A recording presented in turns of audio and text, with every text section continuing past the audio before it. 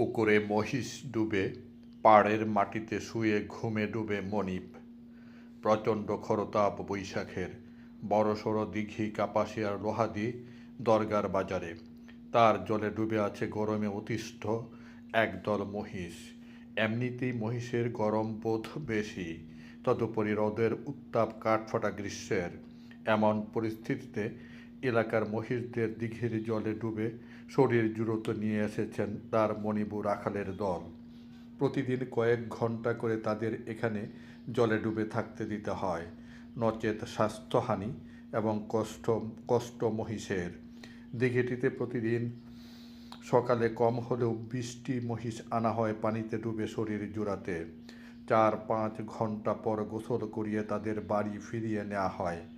ভাওয়াল অঞ্চলে মহিষ পালনের রীতি ঐতিহ্য বেশ পুরনো, আর পুকুরে ডোবায় কাঁদা জলে মহিষের ডুবে থাকার দৃশ্য এখানে বেশ প্রাচীন।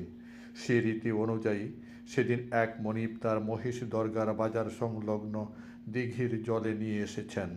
মহিষকে জলে ঠাঁই করে দিয়ে নিজে পাড়ের মাটিতে ঠাঁই করে নেন।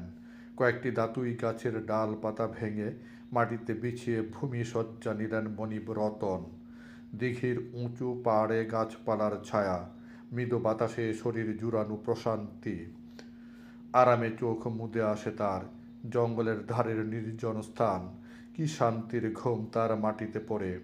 আমি গিয়ে দৃশ্য দেখে বেশ কিছুক্ষণ ধরে ভিডিও চিত্র ধারণ করতে থাকলাম তার। এমন গভীর ঘুম যে কিছুই টের পেলেন না তিনি। শেষে ডাক দিয়ে তবেই তুলতে হলো তাকে। পরে জানা গেল, মহিষকে দিঘিতে নামিয়ে দেওয়ার পর এরকম ভূমিসজ্জার নিদ্রাভ্যাস তার এখানে বেশ পুরনো।